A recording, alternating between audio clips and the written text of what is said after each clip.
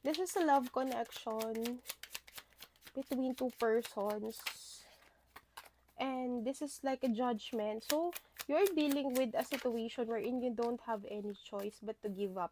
You have here the Page of Cups. So, itong tao na nasa isip mo, feeling ko kasi, sobrang bilis ng pangyayari and wala kang choice but to forget. Four of Cups is here. If you're seeing this message around September to December, this is your love reading. So, meron tayo ditong swords. 9 of Swords and 10 of Swords. Okay. This person, actually, ayaw niya ng commitment. Alam mo kung bakit? Ayaw ng commitment ng tao na to. Kasi meron pa siyang unfinished business with someone else. So, this is the Devil card is here.